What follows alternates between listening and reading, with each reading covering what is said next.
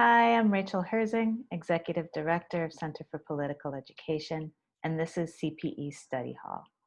Through CPE Study Hall, the Center for Political Education talks with authors of materials we think can make our struggles more powerful about how these materials can be put to use by organizers and activists.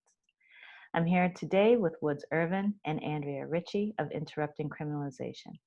Andrea, Woods, and Miriam Kaba recently released a toolkit on the demand to defund the police. And Interrupting Criminalization is an initiative of the Barnard Center for Research on Women's Social Justice Institute.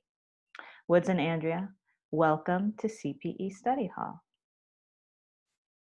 So, Woods, I'm going to start with you. For somebody who might not have encountered this toolkit yet, what is it? What is it for? Okay, the Defund Policing Toolkit is a document that's meant to support those interested in launching a defund campaign with a primer on what those of us who have been doing this work mean when we say defund the police, what it is, what it isn't, outlining a course to make it happen, all situated within an abolitionist framework.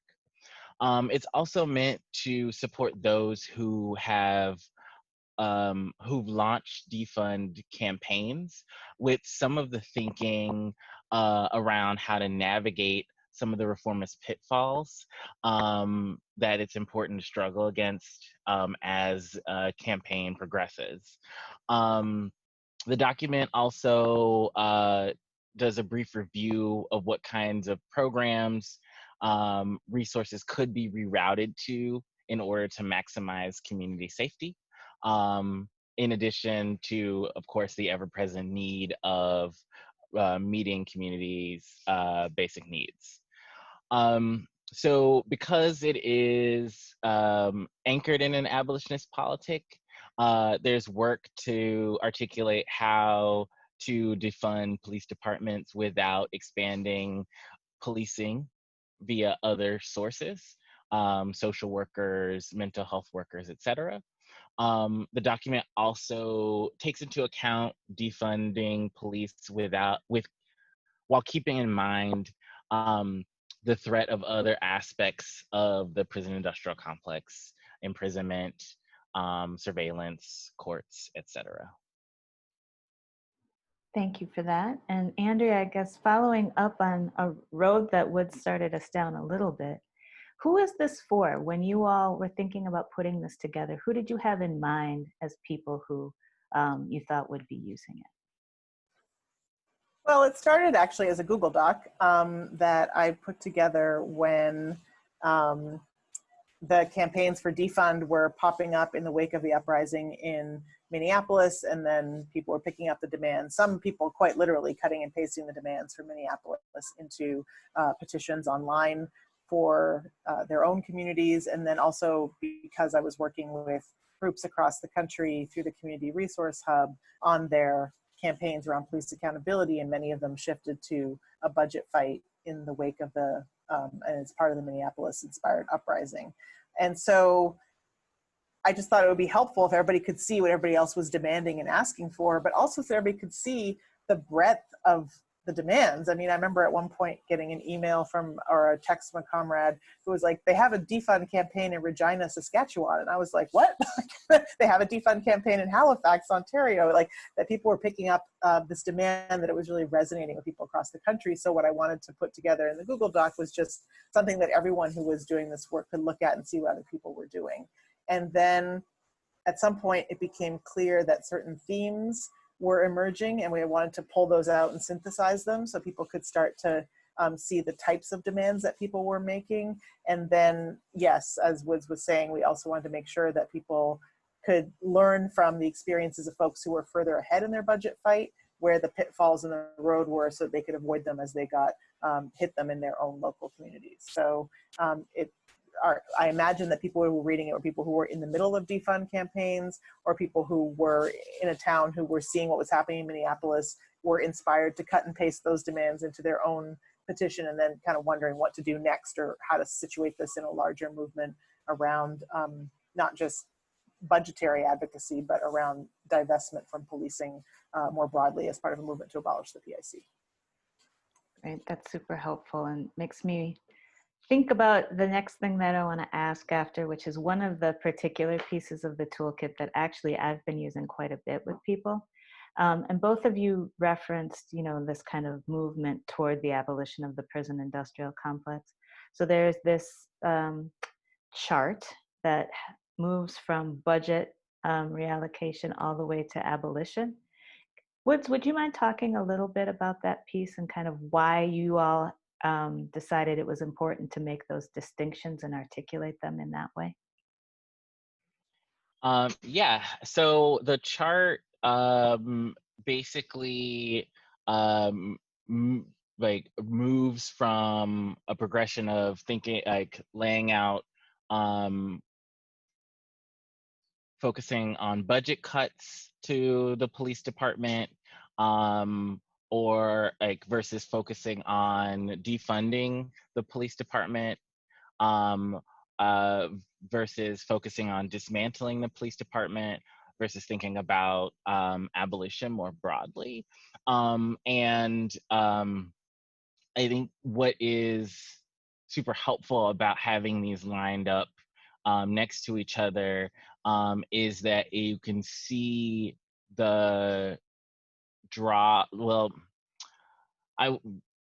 you can see some of the ways in which budget cuts, or focusing solely on budget cuts, falls short, and that if you are, like, when we think about defunding the police, if it's not, I think via the handy arrows, if it's not on the way to abolition, then there are all kinds of pitfalls that you can run into that, like when thinking about where resources should go, what capacities communities need in terms of developing safety practices, and also some of what I was mentioning earlier about how state resources and capacities can be shifted to other parts of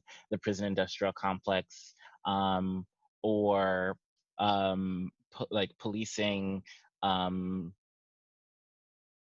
practices can be infused into other actors. So I think that the chart does a sort of condensed, handy version of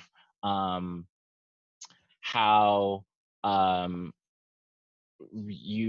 how one can progress thinking about a budgetary fight, and with the sort of I think more sort of narrow end at the budget cut level, and then the more expansive end around abolition. Thanks for that. So the toolkit, which I should have mentioned, I guess, up front, was also a collaboration with Movement for Black Lives. Andrea, can you talk a little bit about why that partnership exists and what that does for the kit to be partnering with Movement for Black Lives on this?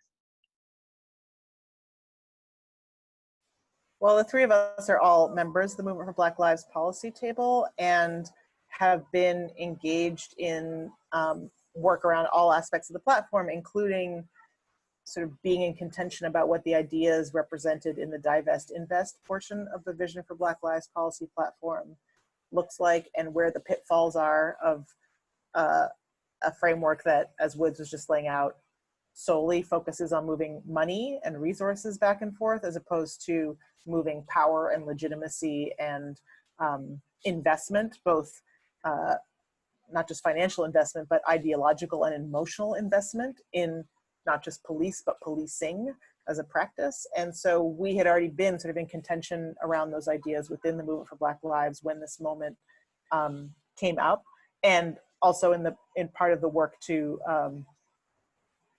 revamp, expand, and deepen the vision for Black lives in response to a number of sort of political challenges and the current conditions of this moment.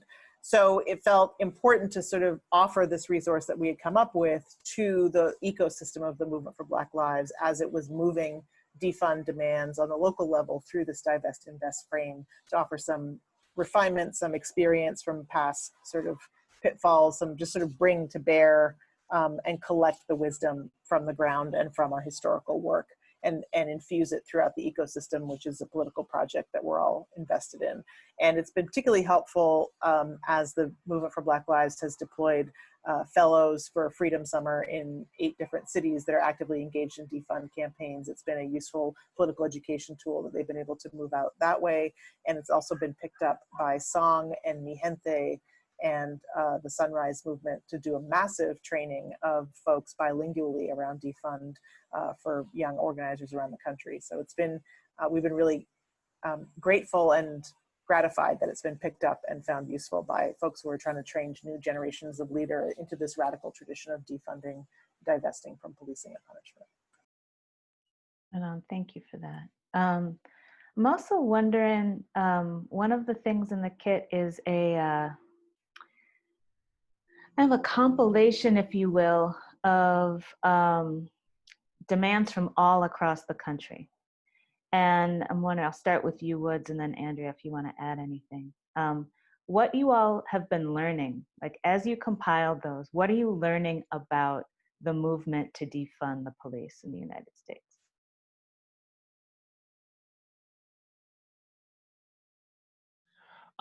So some of the things that we're learning are that it is, like, I think as Andrew was mentioning, that it's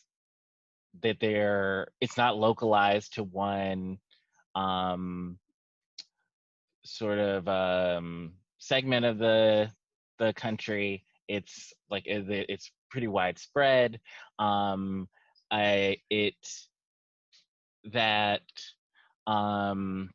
There are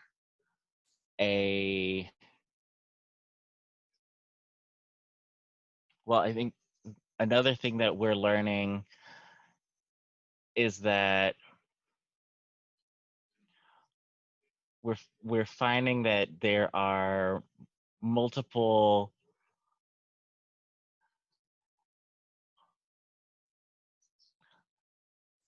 there are lots of campaigns that are actually able to get pretty far when they are able to make the strong demand, even and it's not necessarily relegated to more progressive cities like one might assume politically. From places like Seattle to Minneapolis to Dallas, Texas, like people are making really, really big gains really rapidly. And I think that are trying to figure out with these gains that they're making, how to do some of this work of building up the support systems that their communities need in order to actually be able to address community-based harm. So this I think some of the tensions that are coming up as part of the fight, progressing really rapidly, is the calls for robust, scalable alternatives that are already in place. as a way to answer the question of where the money is going to be moved to. And so there's now there are lots of these campaigns are having to do a lot of thinking around both what exists, what's needed, as well as what their relationship to like how those resources are going to be deployed, how they're going to be organized, and who has decision-making power over how they're coordinated. So,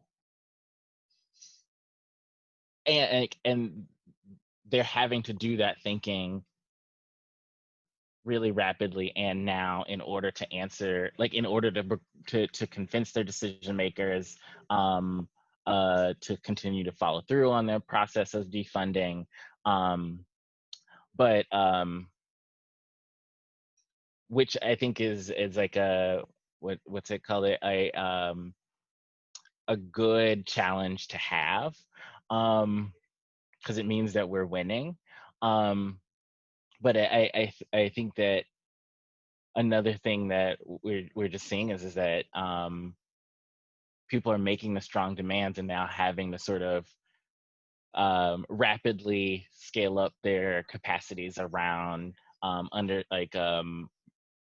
navigating budget fights more broadly, navigating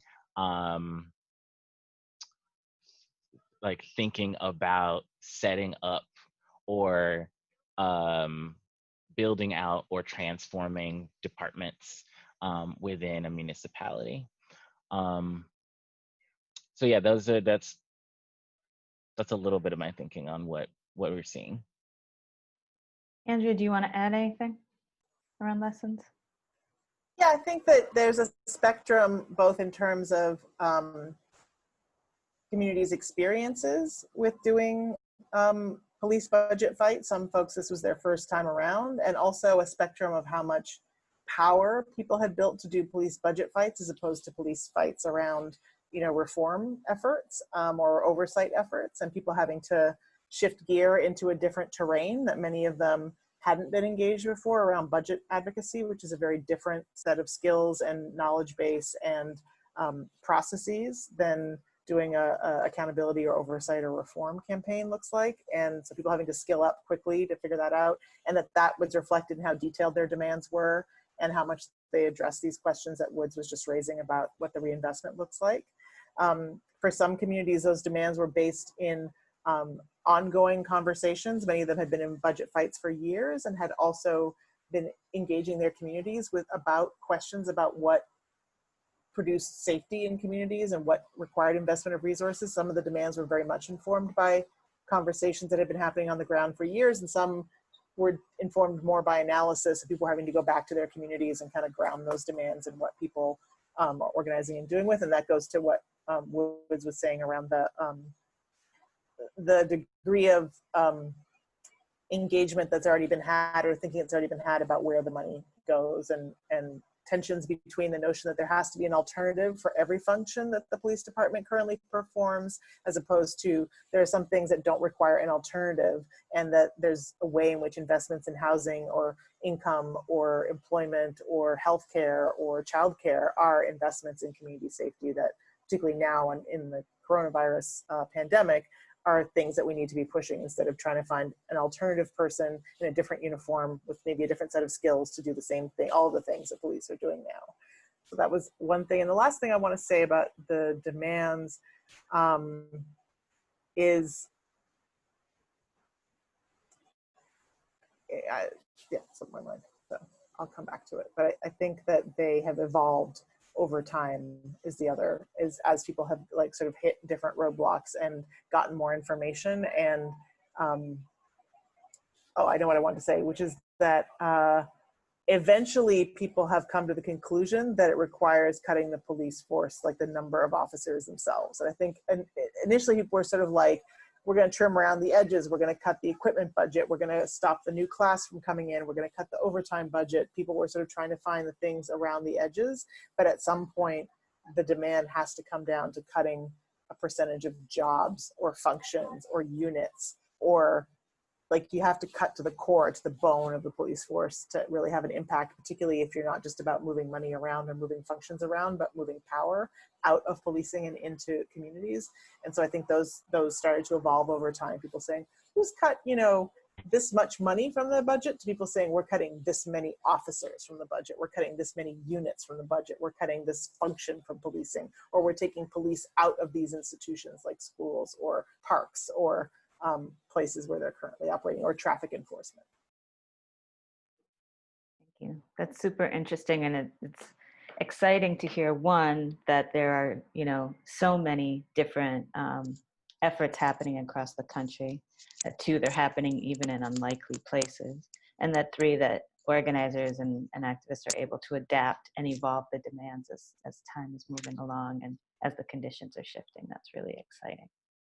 So there are a lot of different elements of this toolkit. You know, Woods kind of took us through the different parts of it in an overview way at the beginning of our conversation. But now I'm going to ask the hard question of each of you to pick your children, right? So for each of you, what would you say is either your favorite part of the toolkit or a part you think is particularly useful for organizers and activists in this period? Is one of you ready to make it go?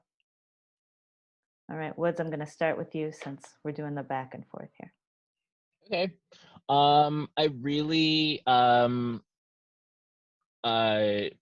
find utility in the pitfalls section. I think that the way that it pushes organizers to be in the best position to be able to think about the reforms that will be offered as concessions to their fights is really helpful, and how to navigate those reforms. And then like there's also components of it, such as being thoughtful about what organizers are imagining in terms of what is possible, that also I think sharpens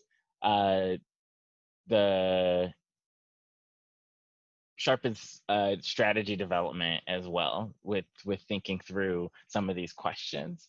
So I think that's kind of my favorite part at this moment,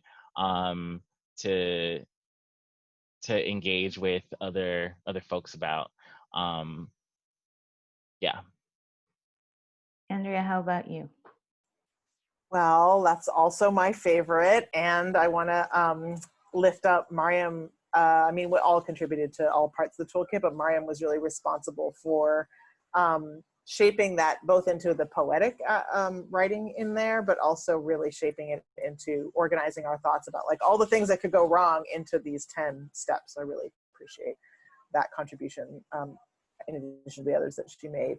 So if I can't pick that one, I would say the part that says that it's about like reducing, like organizing the demands into reducing the budget, but reducing the size and reducing the equipment, and then reducing the scope, and then reducing the power of the police department. So we can see that it's not just about moving money from one place to another, but that it's actually about shrinking it in every way, shape, or form, right? So that, and the most important one actually is about reducing power. And there's ways of doing that through increasing transparency of budgets. There's also ways of doing that through tackling police fraternal association contracts. And there's ways of tackling that legislatively through repealing law enforcement officers' Bill of Rights, and seeing all of that as part of the defund work, and removing them from institutions as a way of removing their power. And then maybe if I could add a second one, I think the part that talks about, maybe it's a meme and not actually part of the toolkit, but it's 10 ways to defund the police, that shows that it's not just about the municipal budget. That's a huge part of it, but that also there's about federal grants that people have built campaigns around, and it's about private corporate funding of police departments people build campaigns around, and that it's about philanthropic giving to policing that people can also be targeting. So that looking at all the ways that money is coming in and all the way that power is coming in too, as well as all the ways that we can cut it from going out. Great, thank you. So many good parts. I'm glad that you were able to hone in on a couple particular ones though. And then I think the final question that I have for all of you is a question really about, it's born out of the practice that Center for Political Education has of always trying to offer resources for continued study or for people to be able to continue to have the conversations after, the kind of immediate moment is over. So I'm going to ask each of you, and Andrea, I'll start with you this time. If there are any materials, and that can be anything, that could be a podcast, that could be a film, that could be a book, that could be a meme, that could be whatever you like, that you think is a good companion or supplement to the toolkit.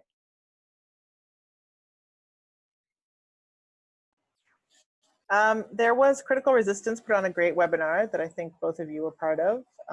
And all of these resources can be found on defundpolice.com or .org, defundpolice.org. That is the Critical Resistance resource page that has lots of pieces. So I think that conversation, like some of the webinars that are there, I think your conversation with Amna Akbar was a really helpful conversation for a lot of people too, around what defund means in the larger context of PIC abolition.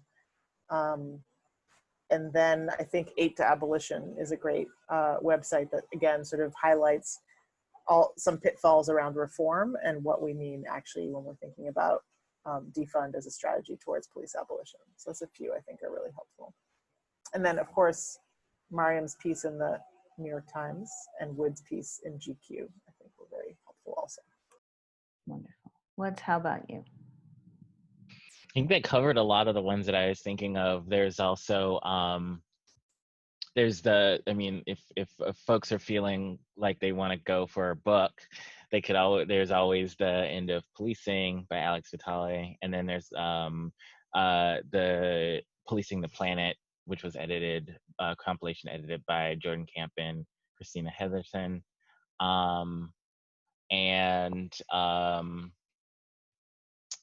I think that there are Critical Resistance also put together, and these should be on YouTube, the Breaking Down the PIC series a few years ago, which I think like Rachel, you worked on. And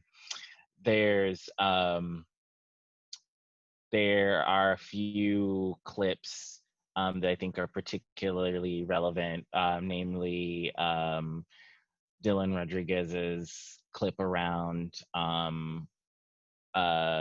moving from thinking about police brutality to policing, and then Kamau Walton's clip around community control or challenging community control of police. Wonderful. Those are all great suggestions. Is there any other thing either of you want people to know about this toolkit that we haven't already covered? I want to add a couple more.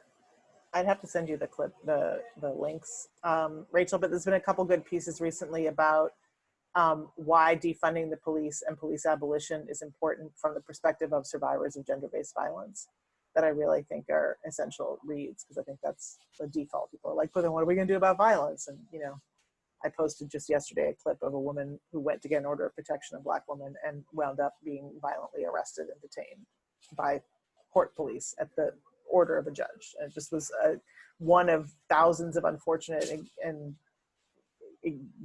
sort of glaring examples of what happens now to survivors, who particularly Black, brown, queer, trans, migrant, disabled survivors who seek help from the current system as they experience more violence and no protection. I think I want people to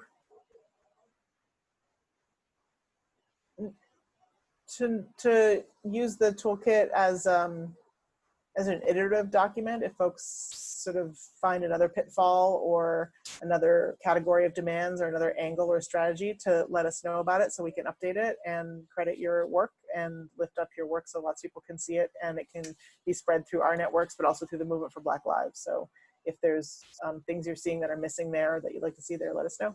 interruptingcriminalization@gmail.com. Was there anything you want to add at all about the kit?